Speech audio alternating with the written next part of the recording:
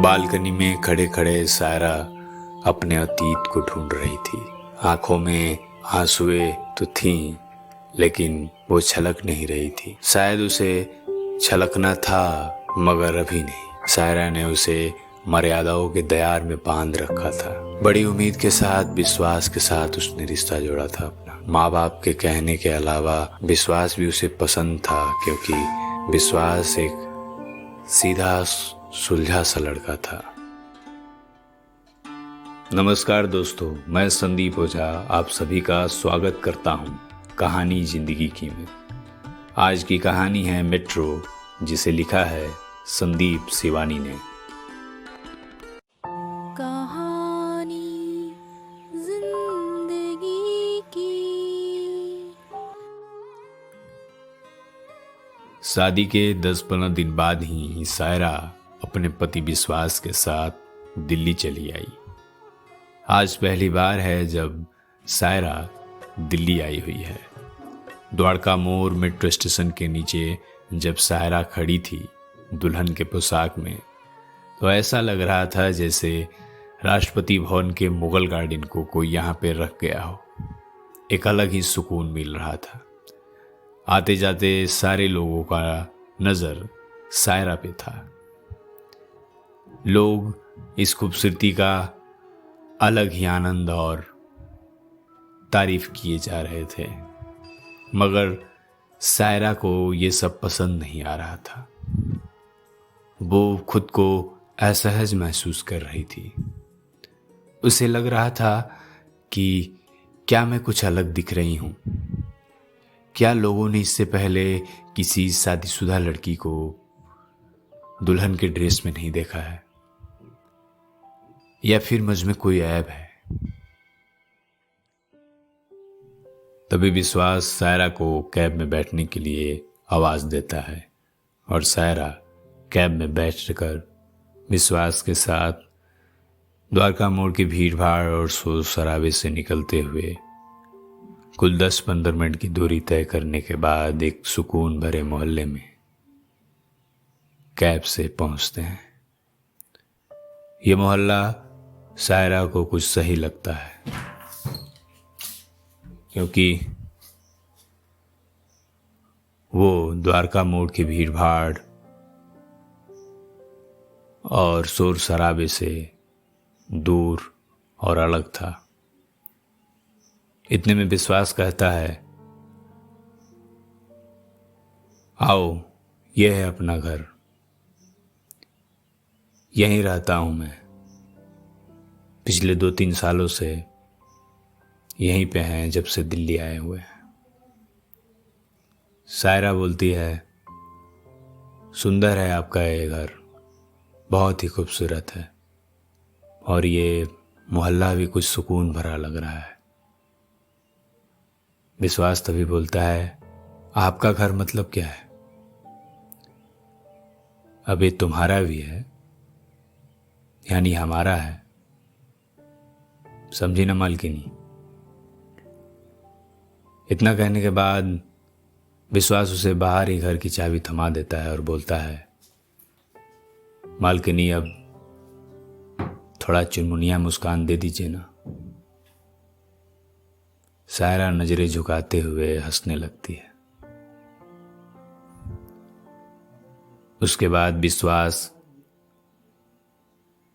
Bell को बजाता है और जोर से बोलता है, नितिन, नितिन दरवाजा खोलो नितिन, हम लोग आ चुके हैं। आया भैया, आया। नितिन विश्वास का दूर का रिश्तेदार है। वो उसके साथ तब से रह रहा है जब से विश्वास दिल्ली आया था। अगर सही मायने में कहा जाए तो नितिन ने ही विश्वास को विश्वास लायक बनाया था, क्योंकि उसने विश्वास को दिल्ली में शिफ्ट करवाया था और अपने मालिक से कहकर उसे उनके कंस्ट्रक्शन कंपनी में बतौर असिस्टेंट मैनेजर का काम भी दिलवाया था, जिसके बाद विश्वास के घर की हालत सही हुई थी। इसीलिए विश्वास बहुत ही स्नेह और इज्जत करता है अपने नितिन का। हालांकि नितिन उससे उम्र में छोटा है और अभी पार्ट टाइम जॉब करता है और पढ़ाई भी करता है, एनिमेशन फिल्म की पढ़ाई। रूम के अंदर आते ही ड्राइंग रूम में विश्वास सारे सामान को रखता है। उधर नितिन मेन गेट बंद करके आते हुए मुस्कुरा कर बोलता है, कैसा रहा भावी यात्रा? उम्मीद है सही रहा होगा। अब इस दिल्ली को गले लगाकर जान डाल दीजिए इस शहर में। वो क्या है कि इस शहर को हम और आप जैसे ही लोग आबाद किए हुए हैं ना। बड़ा दिलकश और दिल फरेब है ये शहर। थोड़ा इसको अपने अंदाज में रंगिए। और हाँ, आराम से बैठिए, हम कुछ जलपान का व्यवस्था करते हैं। इतना कहकर नितिन अपने कमरे में जाकर कुछ पैसे लेते हुए बाहर चला जाता है, कुछ खाने पीने का सामान लाने के लिए। तभी विश्वास बोलता है, नितिन यही है, बहुत बढ़िया है, पढ़ रहा है अभी और साथ में पार्ट टाइम जॉब भी करता है। बहुत ही समझदार लड़का है। अगर हम कभी ना रहें और कोई चीज़ का ज़रूरत पड़े तो बेझिझक इससे मंगवा लीजिएगा आप, बाकी हम तो हैं ही। सायरा कहती है, ठीक है जी, वैसे स्नान घर किधर है? हम ज़रा फ्रेश होना चाहते हैं। फिर खाने का सामान कहाँ रखा है बता दीजिएगा।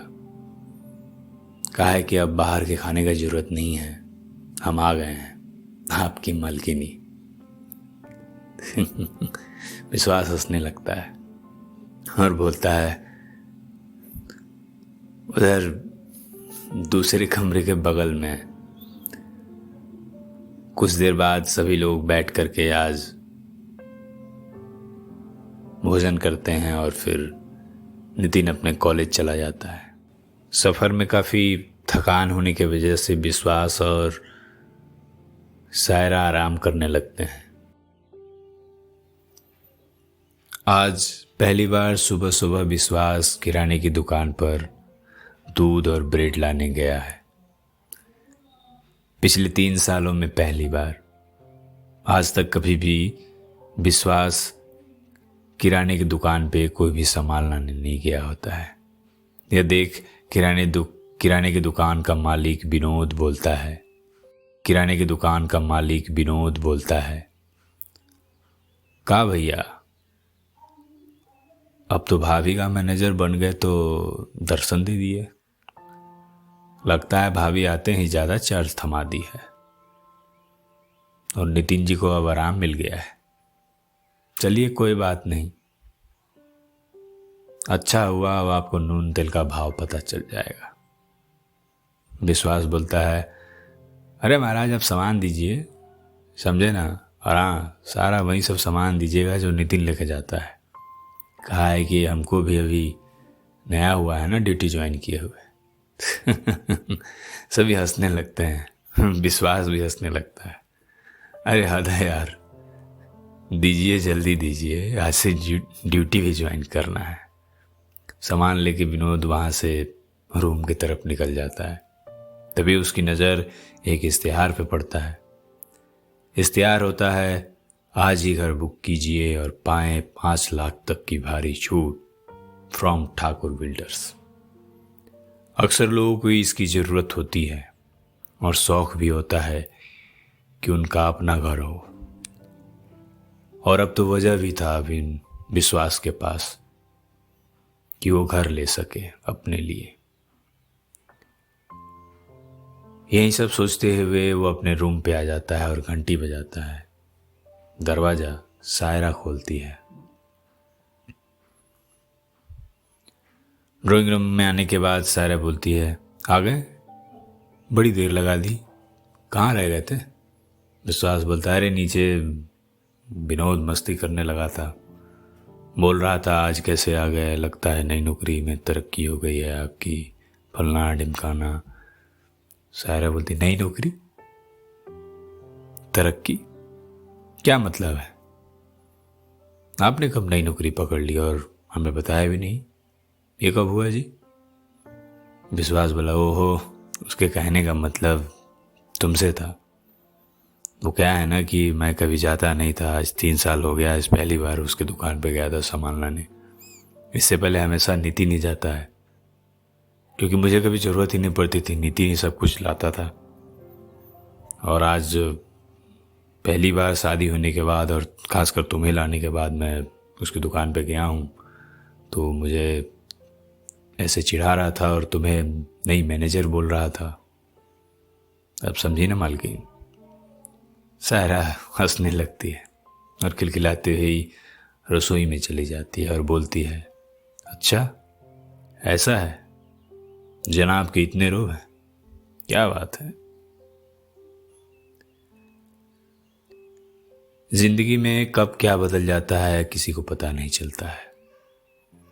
कभी कभी ऐसा लगता है जब हम बहुत कुछ खो चुके हैं और बहुत कुछ पाना चाहते हैं। वक्त की रफ्तार कब कैसी चलती है किसी को पता नहीं चलता है। दिन मस्ती मजाक और हंसी ठिठोलियों के साथ बीतने लगते हैं। आज बहुत दिनों बाद संडे को सायरा और विश्वास एक साथ बैठकर चाय पी रहे थे। चाय की चुस्की लगाते हुए सायरा ने नितिन को आवाज लगाया, नितिन आकर के चाय ले जाओ अपनी, ले जाओ।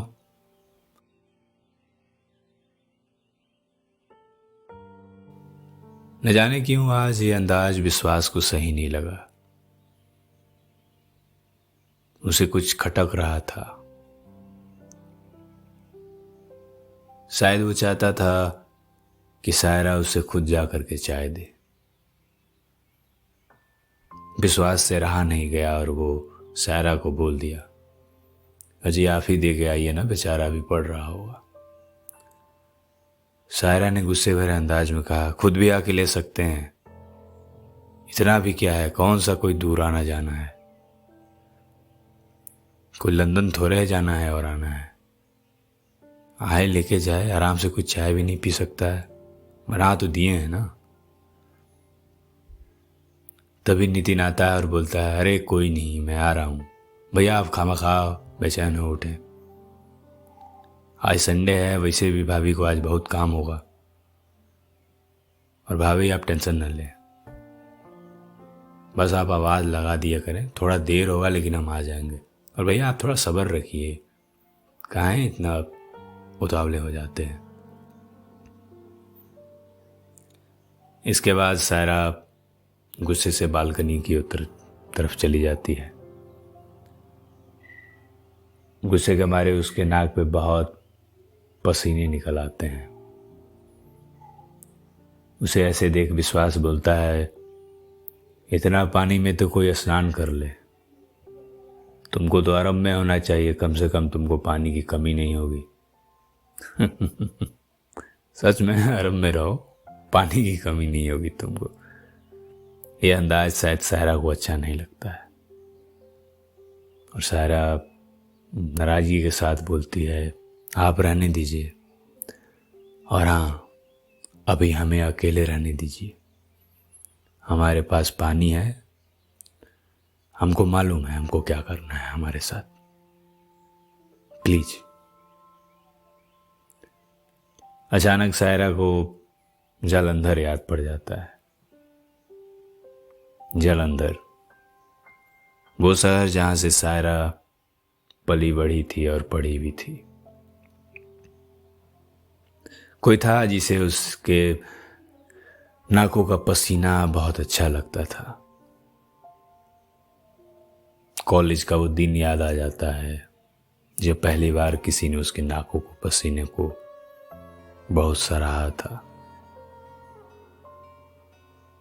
तुम्हारी गुस्से पे डर नहीं प्यार बढ़ता है सायरा, तुम्हारी नाकों के ऊपर ये जो पसीने आती हैं ना, कसम से बरसात के बाद पड़ने वाली पहली ओस जान पड़ती है। सायरा, अच्छा जी ऐसा बात है, ज़्यादा सियाना न बनो, मैं तुम्हारी इन मीठी बातों में नहीं फिसलने वाली हूं। अरे फिसला कौन रहा है तुमको? सच में लगता है, और हमें लगता है कि दुनिया में पहले ऐसा इंसान है जिसके पास ये क्वालिटी है। अच्छा। तभी अचानक रसोई घर में कुकर की सीटी बजने की आवाज होती है। तब जाके सायरा अपने बीते दिनों के ख्यालों से वापस आती है। शायद विश्वास ने खुद खाना बनाया था। आज नितिन भूखे ही रह गया और आज का दिन शायद खराब ही जाने वाला था, क्योंकि सायरा के इस नोक-झोंक से सब कुछ चुप सा रहा था। सायरा यह सोचने लगी कि कभी मेरे नाक के ऊपर की पानी किसी को ओस लगती थी और आज किसी को मेरे लिए रेत में जीने का जरिया।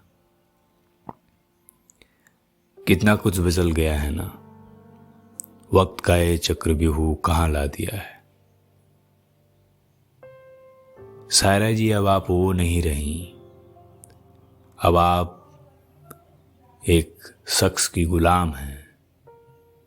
जो वो कहेगा आपको वो करना पड़ेगा। ऐसे ही ख्यालों में जब खुद ही बदबुदा रही थी, तभी अचानक से विश्वास आकर उससे पीछे से बोलता है, मालकिनी जी भोजन कर लेना, हम चलते हैं। और हाँ, शाम तक थोड़ा मूड सही कर लीजिएगा। बात बात पे ऐसे नहीं हुआ जाता है। विश्वास दरवाजे को खींचता हुआ चला जाता है। इधर फिर से सायरा अपने सवाल जवाब में लग जाती है और खुद से बातें करने लगती है। सायरा को आज उसे किसी ने बाय नहीं किया। एक ही पल में इतना अलगाव कैसे हो सकता है? तुम इतना कैसे बदल सकते हो? विश्वास, तुम पे मैंने सारी उम्र का विश्वास किया है ना। तुम इतने स्वार्थी कैसे हो सकते हो?